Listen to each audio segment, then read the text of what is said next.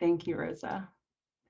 On behalf of the University of Florida Counseling and Wellness Center Outreach Team, we would like to welcome all of you from far and wide for opening night. I am so grateful to be in this particular place with you all, and that this series starts off with Dr. Brandi Pritchett Johnson. Dr. Brandi opens my heart and mind whenever we connect, and so it makes sense that she is the one speaking on opening night. At the first session of the Embodied Social Justice Summit, I was so touched by how Corinne Bell welcomed everyone. And right now I am inspired to begin in a similar way. She had asked, what do we need to arrive here as fully as possible? Maybe a stretch could help. Feeling the ground beneath us. Noticing our breath.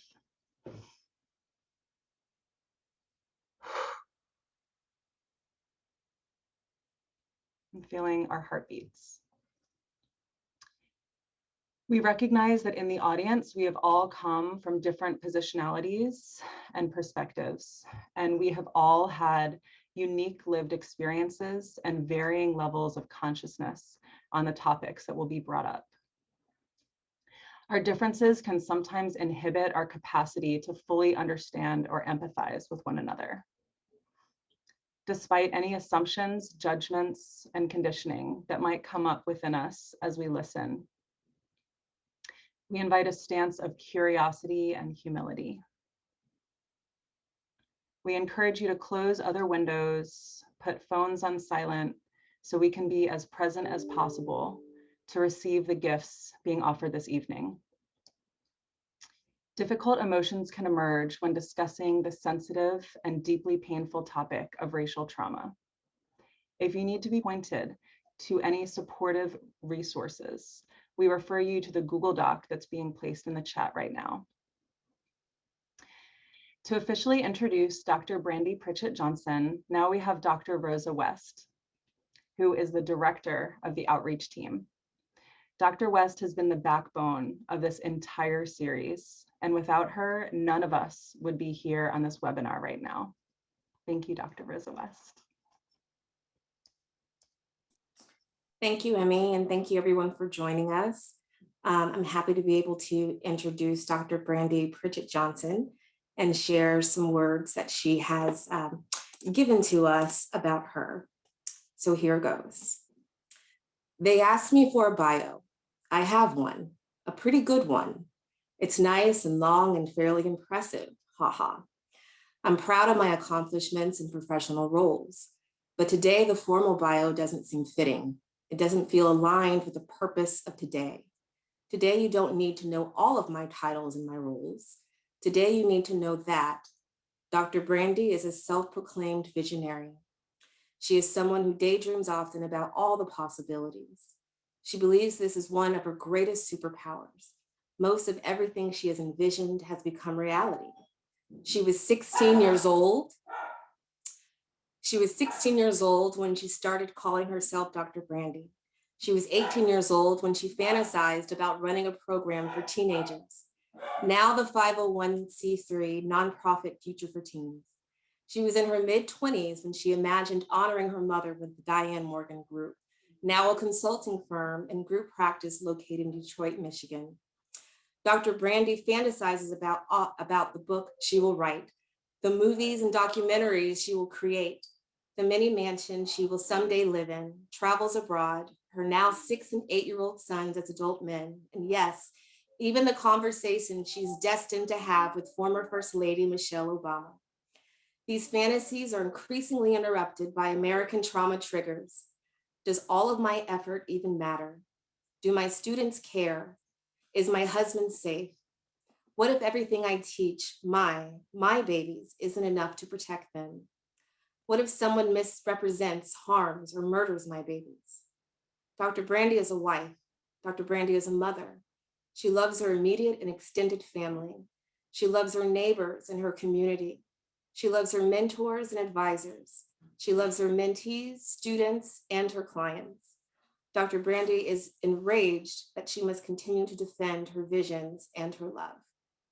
Please welcome Dr. Brandi Pritchett Johnson.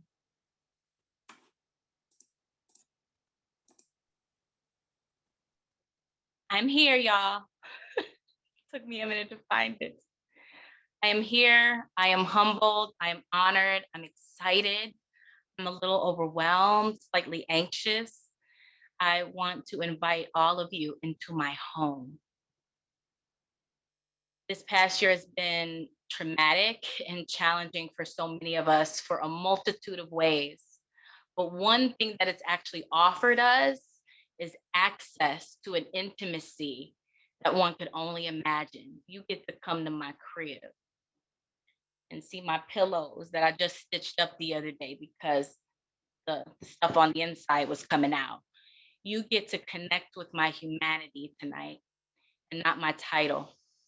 My hope is that I bring some heat, some inspiration, and some conviction. I've formalized my why tonight, and in a few minutes, I'm going to ask you your why. Why are you here? I mean that existentially, as in the world and on this earth, but I also mean that in the most present sense.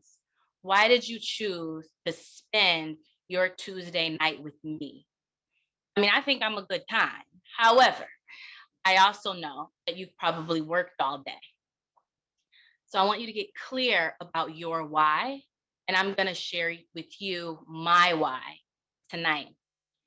I'm going to share my slides with you merely as a visual to anchor us in the content for tonight, but I also am not going to rely on the slides, and I welcome any moment that causes me to deviate from my formal presentation. I hope that's okay. A couple of housekeeping things that Emmy actually already shared. Because we want you to have an intimate, personal experience tonight, you will not be able to access the chat. I am inviting you to really connect with you. So you might need a pen, you might need a piece of paper, okay? You might need something to jot your most intimate and present thoughts, feelings, and questions, okay?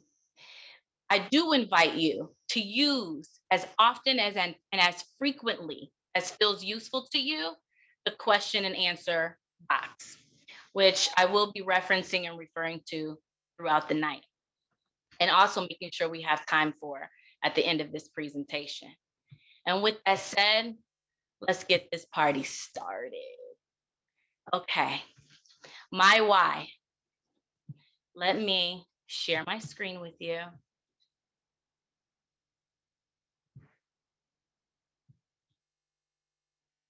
All right.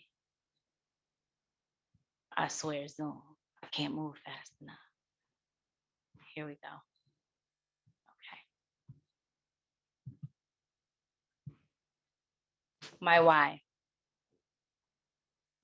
What I promised you in the overview of tonight was and most importantly, reconnection with your heart center.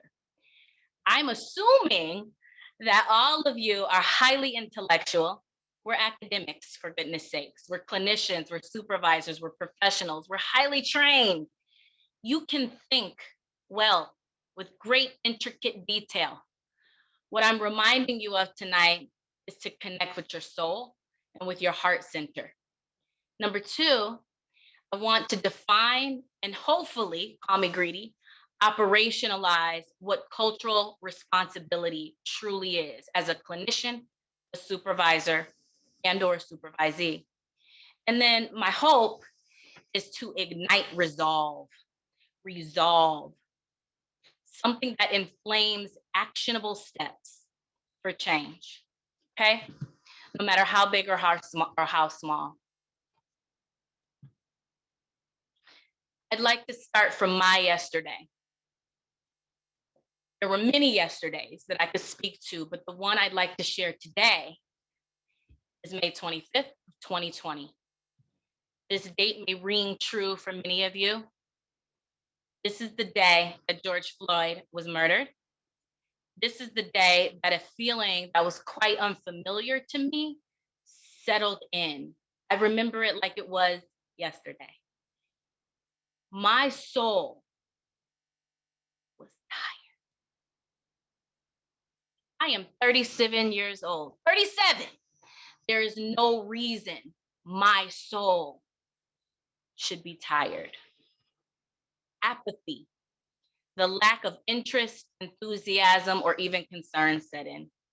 While the world was on CNN outraged, while my friends and my colleagues were texting me and calling me because they care, I had no energy, no space, nor time or words for it. I was genuinely apathetic. I am so proud to announce that I'm no longer apathetic, that I am pissed off. My rage has been restored. My angst is quite heavy. I can tell you many stories about my yesterday, but what I'd like to highlight today is our yesterday, America's yesterday. America's yesterday is comprised of a US economy that was based on the enslavement of African peoples, the displacement and genocide of indigenous North American peoples, and the colonization of Mexican American lands. That is America's yesterday. The impact and influence of America's yesterday results in this visual that you see before you, which is the cycle of systemic oppression. While I can review every dimension and component of this cycle, and I won't because you're intellectuals and you can read this, what I want to do is highlight what it does. What America's yesterday does is it robs us of our humanity, of our heart center, and of our common sense, just human basic decency. What America's yesterday does is it results in the moral contradiction between our ideals and our practices. Dare I reference our Constitution? Dare I reference America the Beautiful? Dare I reference the lyrics of our own national anthem? Clinicians are trained to confront discrepancy. If this ain't a discrepancy, I don't know what is. America's yesterday causes social, political, and economic interests to be shaped by race science, which we all know is a constructed science for the purpose of oppressing a lesser people. The two components of this cycle of systemic oppression that I want to focus on today and highlight is one of misinformation, the limited, superficial, and negative ways in which we've been taught about a group of peoples or groups of peoples, and the mistreatment of those peoples. And then, if I don't know what psychopathology is, I'll tell you. Then we pretend like it's not happening. Or worse, we endorse it and rationalize it. Misinformation criminalizes our people, labels them deviant or defiant, uninterested and irresponsible, or the one I used to love reading about in my old therapy books, resistant. I don't know about you, but I'd be resistant too if I was abused. The mistreatment causes us to lock them up, pathologize them as monsters, misdiagnose or punish them. My own present personal favorite. We have become systemically conditioned to punish our poverty. When our clients can't pay the bill, we assess them a late fee. Now, if I can't pay $60, what makes you think I can pay $70? I mean, I should have said $160. Just as an example of how we normalize misinformation, and mistreatment. What does this look like? What does America's Yesterday do? America's Yesterday results in the traumatized. It results in an embodiment or a body of people that are literally struggling to come to terms with his or her or their history, and perhaps even an inability to develop beyond it, to envision beyond it. One of the things that I've come to really appreciate about myself, it actually causes me a lot of stress sometimes, is that I am a visionary. The biggest cost of all is when oppression robs people of vision, the belief in vision, to move beyond the trauma that they have endured. So as you reflect upon the things that I've already shared, I'm going to ask you to take note. And if you're feeling courageous, maybe you can even share it with us in the Q&A. I'd like to know, what are your trauma triggers?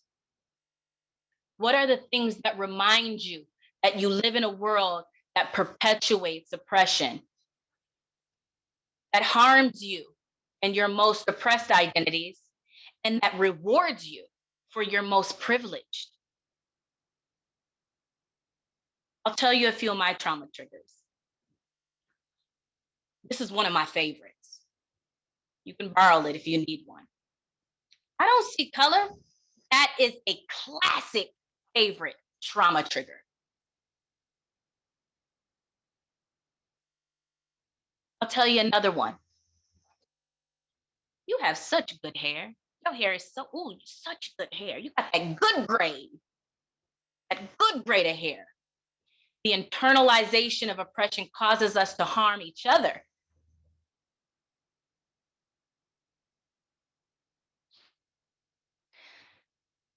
The traumatized client, the traumatized clinician, the traumatized supervisee, the traumatized supervisor, I'm out of breath, results in a multitude of psychosocial, spiritual, emotional, interpersonal turmoil. As a result of America's Yesterday, our social norm has been to traumatize and then pretend like we didn't do it. I'm gonna tell you a quick story. Anybody that knows me knows I'm all about the bonding and I'm all about the stories. I'm gonna tell you a quick story. I remember a couple years ago watching the news, and there was this whole spot on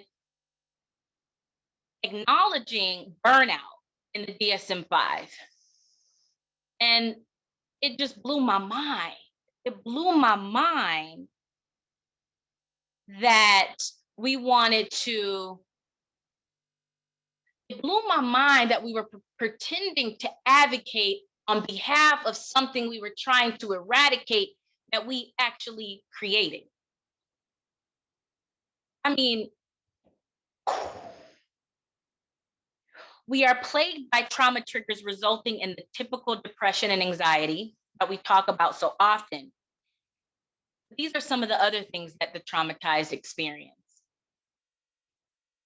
And I have to say this because it needs to be said, that there is a distinction among how trauma shows up in the oppressed and the oppressor, and the oppressed or the privileged.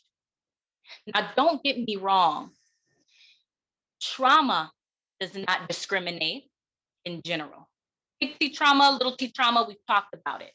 However, the manifestation of the trauma is going to be experienced, conceptualized, and expressed according to our power and our privilege or our oppression. I'm gonna give you an example. Where the oppressed often experience insecurity that is expressed as apathy or defiance, the privileged may experience insecurity that is expressed as entitlement and arrogance.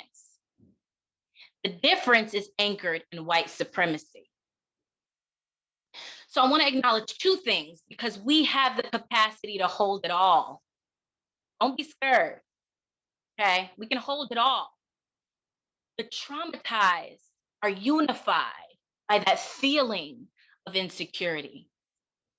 What differentiates the cost of the trauma and the insecurity is situated in oppression and privilege.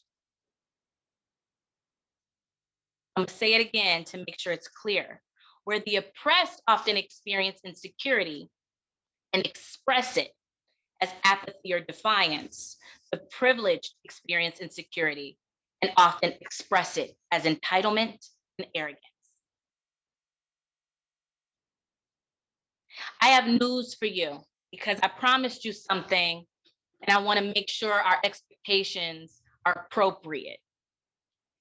I promised you that we would acknowledge your trauma triggers within the capacity that we have tonight. There's so much more we could do, but that we would acknowledge your triggers and then we would assess your needs. I have news for you. The goal isn't to soothe the trigger. The goal is to use the trigger.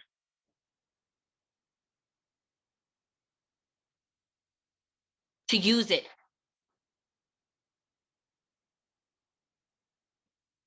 It would be pathological to expect someone to feel good about being abused. So when you're triggered, you're triggered. The trauma is the trauma. I don't want to make you feel better about that. You should feel enraged. You want to call me a Black woman? You want to call me an angry Black woman? Ask me what I'm angry about. So this brings us to how we use it. Well, how do we use it? What do we do? Cultural responsibility is not a thing. I hate to tell you, but it's really not. It's not a thing. It differentiates responsibility and cultural responsibility. It differentiates it. It extracts it from human responsibility. So what we're really talking about is civil responsibility. The belief that the state, through its laws and its people, we have power, y'all, have a duty to care for and remedy the grievances of its citizens. We must come to terms with our history. We can't run from it. And perhaps we can even develop from it. I remember my first theories class. I want y'all to go on a trip down memory lane. Remember your theories class where you learned about like theory and techniques? I'm actually teaching a theories class now. Remember the Hawthorne effect? Like the fact that in therapy, it doesn't matter how crappy you are. You could do, it doesn't matter how much you suck. That basically, it does matter. I'm being funny. But that the Hawthorne effect says that just attention, just being seen has healing power. Don't deny American history. Acknowledge it. We have to come to terms with it. And perhaps from there we can develop from it. There's something called the psychosocial cost of racism to whites. And when we say whites, I'm saying whites in the way that the article was written, but I'm also acknowledging white ideology, okay? Don't get distracted by me labeling people. I'm talking about ideology. So one of the psychosocial costs of racism to whites or white ideology is guilt. Your guilt is debilitating and it actually harms us. We have an ethical responsibility to assume accountability for creating a just experience for everyone impacted by us and as a result of our choices. That is civil responsibility. It can feel like a burden, but what it really is your power, it's your birthright. The call to action here is to use the slight, the injustice, the woundedness, that trigger as an opportunity to remedy and repair. Transform your guilt into an active demonstration of accurate empathy. If we were doing like an all-day workshop, we would actually show how to do this. And maybe when we get into Q&A, we could talk a little more about it. But before we do, I want to give you a few concepts to play with. One of them shouldn't be new to you. Compassion. We love that word. Our good friends Briere and Scott in the Principles of Trauma Therapy, they define compassion as an antidote to trauma recovery. Non-judgmental, non-egocentric, which is the opposite of American, awareness and appreciation. You can read it, you see it here. For my clinicians in the building, prematurely attempting to soothe trauma dismisses trauma when we talk about racial trauma. Your job is to clarify it and to empathize with it. Oh, you're experiencing trauma triggers? Let's do a meditation. Let me tell you something. I love meditation. However, first, damn, another Black man is dead. That is so freaking depressing.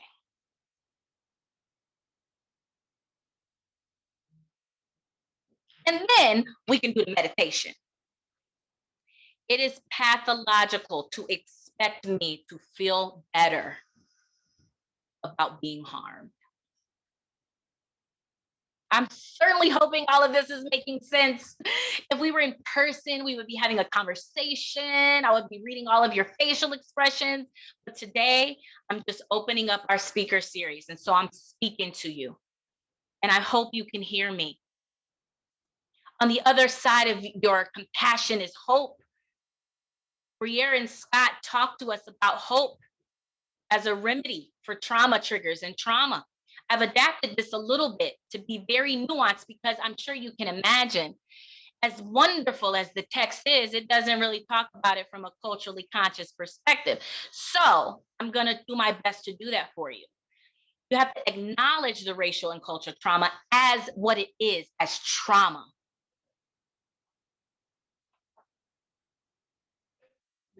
Acknowledge the trauma as the challenge and affirm the pain as the growth, not something to be frightened of.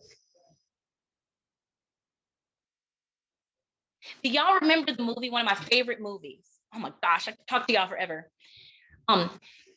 Remember the movie Inside Out, Pixar, animated movie. If you haven't watched it, you need to. Pixar. Everybody, it was a movie about emotions. Happiness, joy, sadness, anger. Everybody was trying to get rid of sadness. They were trying to make her feel better. It wasn't until somebody sat with sadness and acknowledged sadness, all the stuff that we're taught and trained to do, but that we're so afraid of. Affirm the pain as awareness and growth. And then you ignite possibility.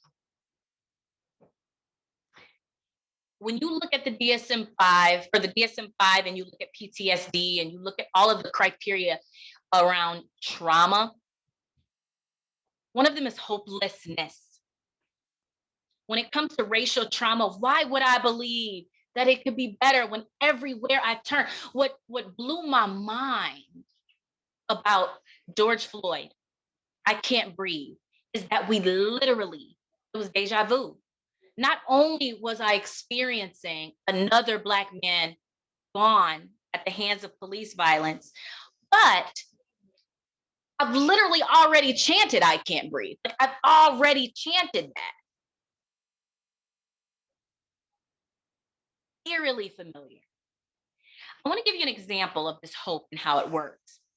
You hear data all the time, and I'm not dismissing this data. I think it's accurate data. I think it's accurate perspective. But I want to make a point about hope specifically.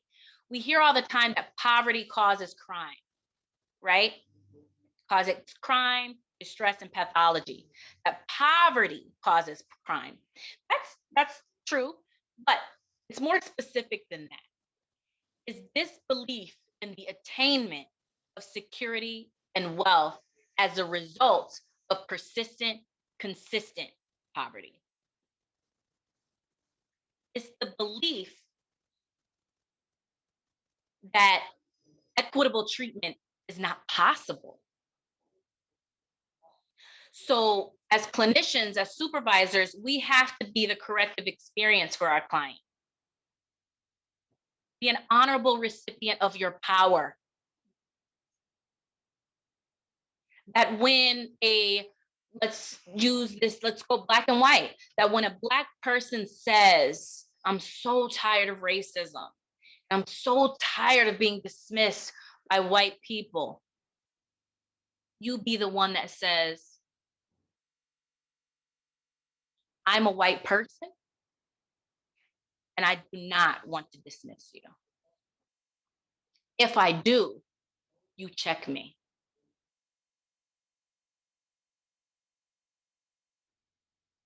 Acknowledge, affirm, and ignite.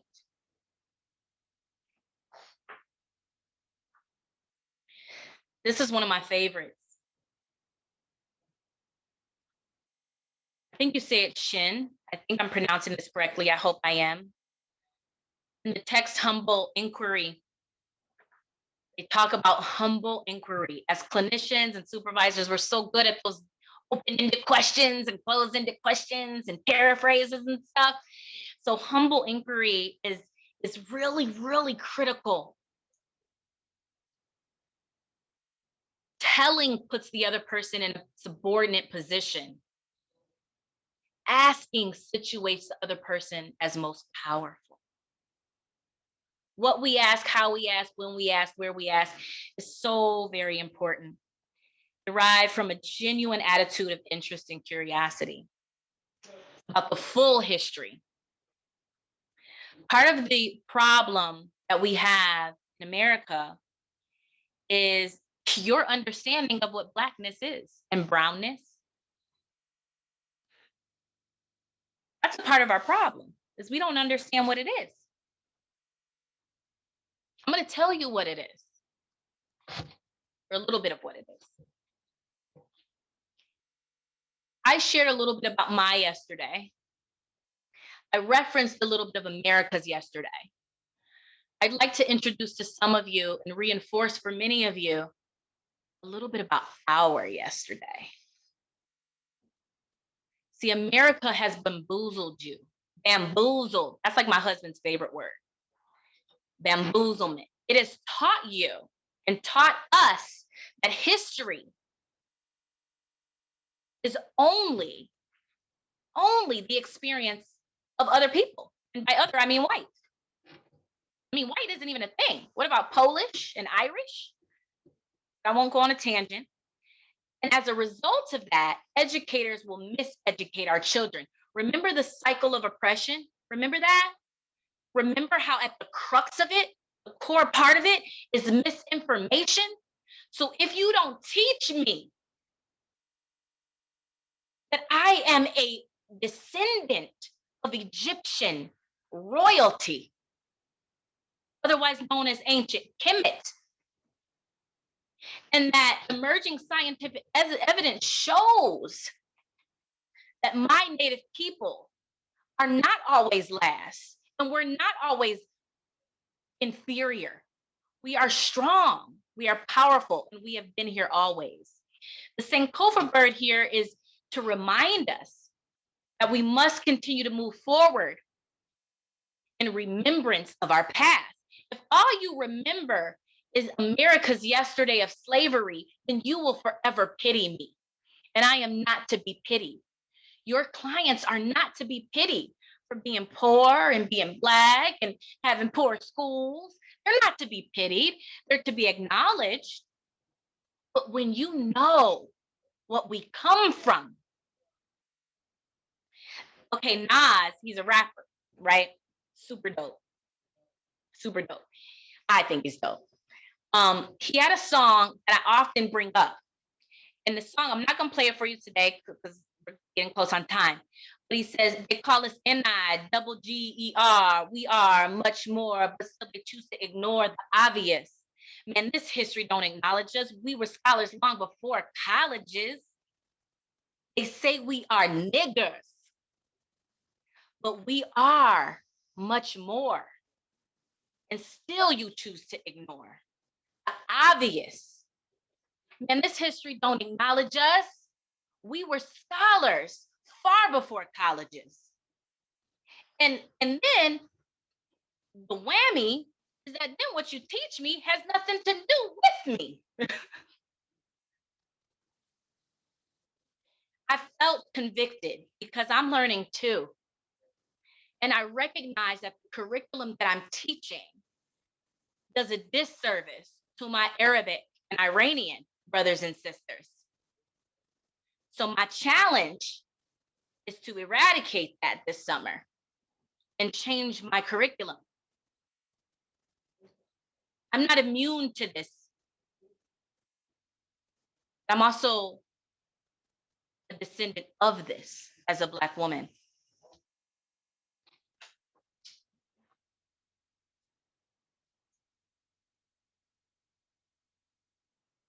When the truth is taught to our children, they thrive.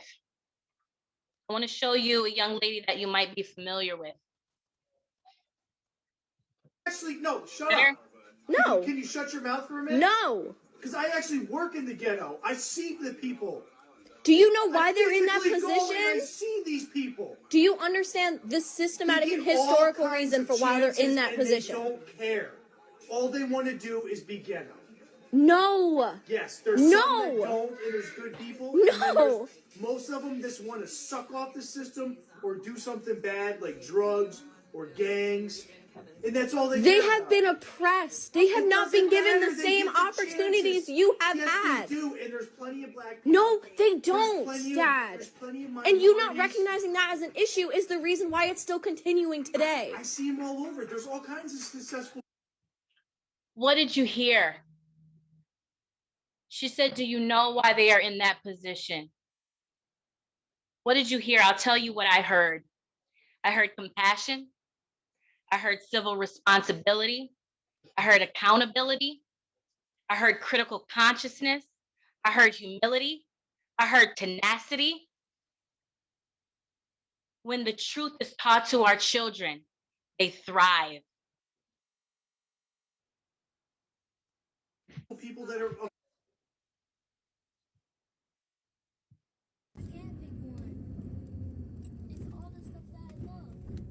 Okay, name 3 of them. Okay, so the first one is to be work with mommy. Work with mommy? Yeah, Doing what?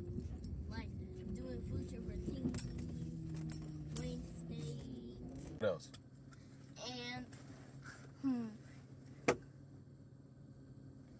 and work with daddy and speak with daddy. You want to speak? Yeah. First off, if you're going to work with me, I got to know that you're able to speak. So let me hear a little speech or something. Quick. After I do my last one. Okay, after your last one. Go ahead. Okay. The last one is to be a good man Mm-hmm. and fight for other people who need kindness. There you go. I like Stuff that. like that. Yep. And I want to be a good grown man. I like that. And I want to have 4 kids. Ooh, you want some kids already, bro? All right. I want to, when I'm a grown man, I want to get some kids. Okay. Ain't no problem, bro. No problem, man. Okay. Give him the Johnson pledge, man. Go ahead. Okay. Guys, you're going to hear this, okay? I will honor my foundation. I will honor God, myself, and my family. Money is great, but not everything. Live with purpose and love. I am a Johnson man. There you go. There you go. I can't pick one.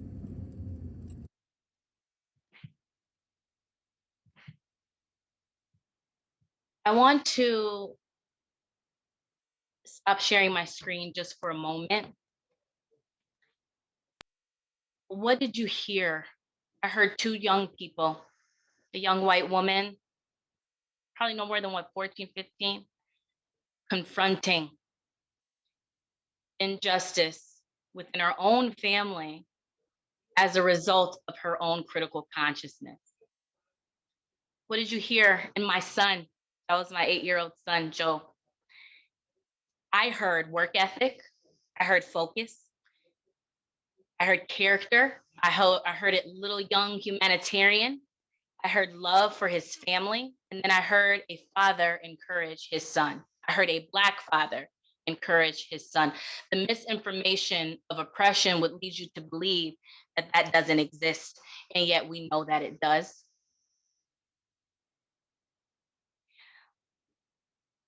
My partner, my husband, Joe's father, little Joe's father, he asked him, he said, if you could have 3 things that would make your life great, what would it be? You didn't get to hear that part of it because I slowed down the video, but he said, what would they be? What would those 3 things be? And my son said, to work with mommy, to work with daddy, and to be a good man.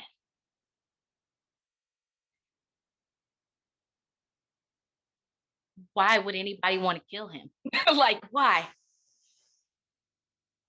Or harm him, or misrepresent him, or judge him, any of our children. The final 2 antidotes before we close out tonight. I only have a few more minutes. I get so carried away. Thank you for tolerating me. But if I can't talk for at least an hour about racial trauma, then I mean, that's a whole nother problem. One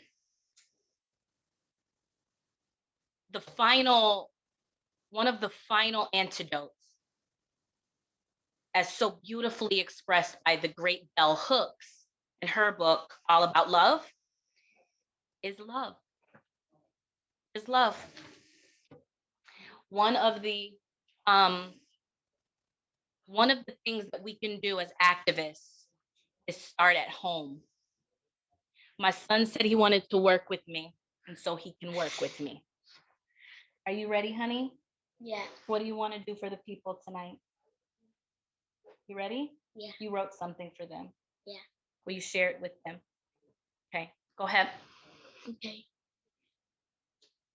A little nervous? Yeah. It's okay.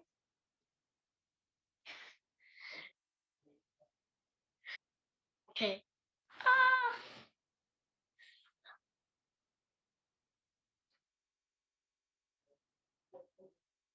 Okay. You want to stand up? So you getting your vibe? Okay, go for it. Okay. My name is J.O.E. My name is J.O.E. and I'm gonna tell you something about me. Yeah, I rap too. That's true, yo. When I was little, I used to watch my buddy Elmo. Yeah.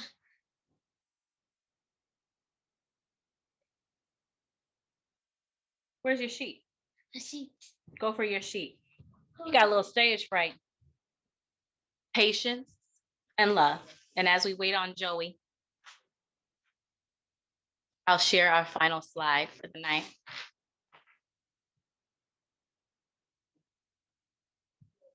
Honey, you pause for a minute. I can. Love. The will to extend oneself for the purpose of nurturing one's own or another's spiritual growth. It's an act of will, an intention, and action. We do not have to love, we choose to love. And Bell Hooks outlines some of these components of love. She said, honest and open communication, the shrink in me replaced open with vulnerable. The most intimate revelations of our soul is what we must communicate. One of the biggest injustices of our American story is that it's so hard for us to say, dang, I shouldn't have done that. That was so wrong of me. Usually we're taught to explain it away, avoid it, pretend it doesn't exist. Every great American PR person says, do not respond to the accusation. When what we need to do from a place of love is respond with love. Wow, I messed up. and I'm sorry. And then we must right the wrong. And finally, I'm going to change this back into this version of the slideshow. Finally, we have rebellion. Most of us don't like that word, but I'm personally quite in love with it. Rebellion is an open resistance to an established government or rule. This is why I'm so grateful to be reconnected with my rage, because you have to be enraged. You deserve to be enraged. And I'll leave you with this: releasing fears about the future. There's a book called Releasing Fears About the Future by Nick Nanhan. And he talks about the 5 remembrances. And one of them really speaks to me. One of them is about the fact that our children inherit the results of our acts, our body, our speech, and our mind. Our actions are our continuation of ourselves. The question becomes, what are you going to do? Will you dismiss tonight? Will you soothe your discomfort away, or will you use it? I genuinely and truly believe that we can do better. I genuinely believe that we can do better. And I want to end with 2 final things before questions. Go ahead, honey. Go ahead, just say it. They won't be able to see you, but just say it. Yeah. My name is J-O-E, and I'm gonna tell you some things about me. I brought 2, that's true, yo. When I was little, I used to watch my buddy Elmo. I love playing video games. What Carter think Minecraft is lame. He thoughts about my family and friends from the beginning to the end. I'm smart and super sweet like a treat. I'm creative too. You should see. Yeah. Don't judge me. Just love me. Take care. That's what my daddy says. What are you doing? You're pretending to be the president? Is that what you said? Yes. Okay. What's your message? I'm sorry, I'm interrupting you. God, you have to believe God. He made the world for all of us. Okay. He made the world for you. He made the world for us. He made the world for love. Oh. He wanted to be your friend. He wanted love in the world. Mm-hmm. He wanted care in the world. Yes, baby. He wanted to live in the world. He wanted love in the world. You just have to believe that God was the main character of the world. He wanted all of us to be loved. He wanted us to be a love apart. Okay. He was made for everything in our heart, in our spirit. He made for work. He made for money. He has to believe that we can do it. What are you doing? You're pretending to be the president? Is that what you said? Yes. Okay. What's your message? I sincerely appreciate you all. I wish I had more time for questions. I am more than happy to stick around however long you desire for me to stick around. And on that note, feelings, thoughts, questions. Emmy, help me.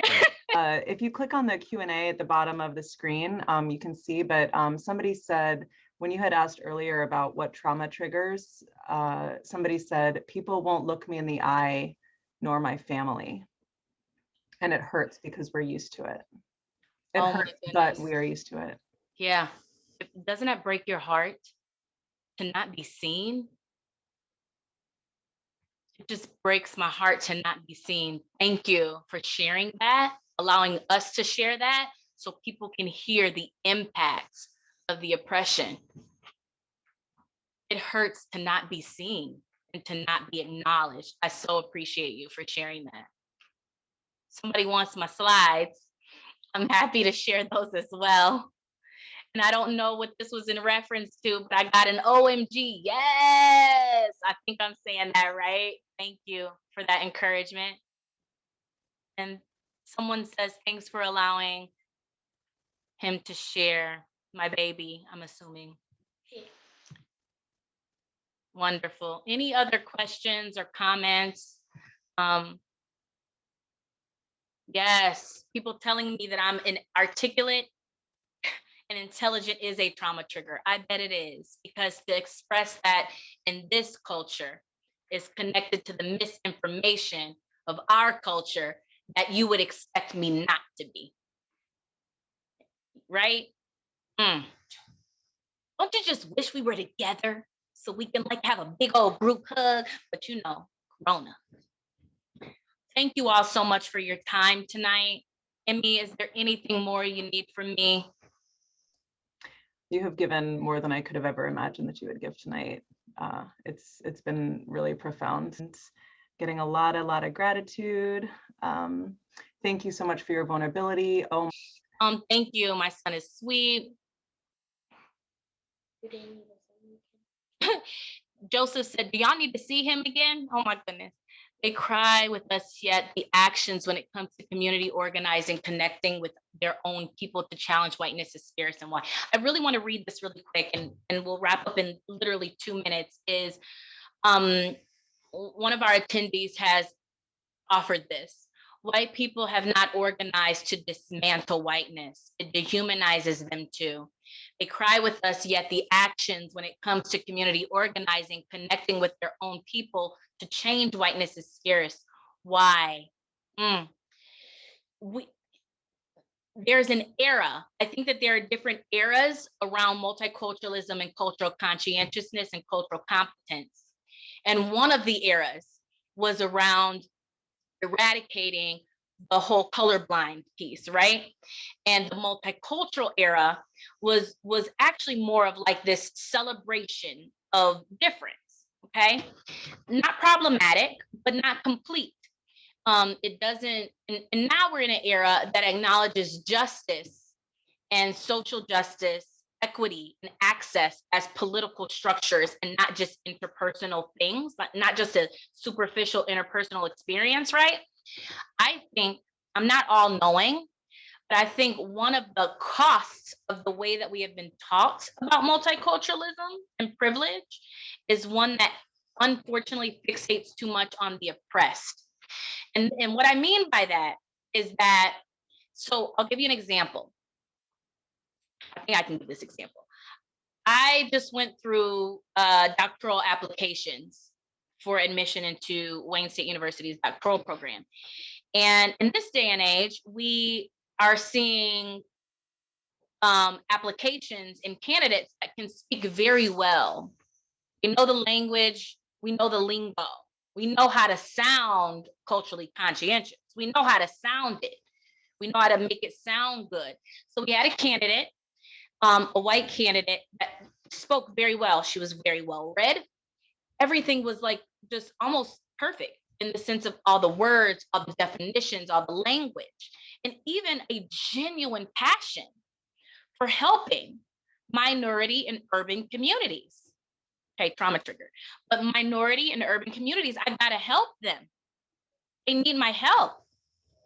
And one of the questions was, do you work with minority communities? And can I help? What do I do to help them? And what I said to her is I said, well, maybe your role isn't to help them. Maybe your role is to help other yous to be as woke as you've become.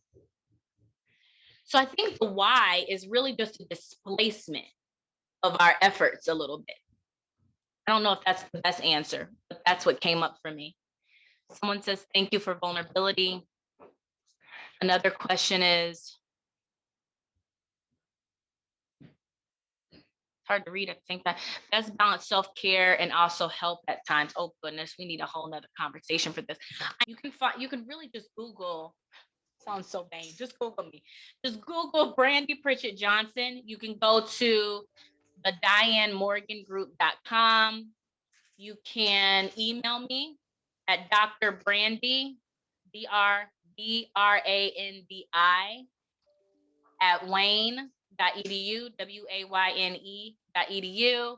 And just hit me up so I can answer some of these questions to you personally. Okay. There's so much appreciation in the chat. Thank you. This was awesome. Gems were dropped. Thank you for being here. Bless you and the family. Shout out to Flint Town. It was wonderful having your fierce presence, your fierce loving presence with us. Thank you. Yeah. Can I show you one more thing before everybody goes? And then everybody, you can go, because I know you're hungry. I'm hungry too. I want to show y'all something. Not only is my baby amazing, just like all of our babies, but I want to show you what love can do. These are my people. And we went through a lot, and I done had to cuss a couple of y'all out in a staff meeting at times, and y'all done had to roll your eyes at me a couple of times. But UFCWC, this is what love can do. We inherit our woundedness, and we inherit the love, the compassion, and the civil humility that is gifted to us. So my son, because you love me, my son now knows you love him. So that's what the power of this work does. Thank you, everybody, and have a fabulous night. Okay. Bye.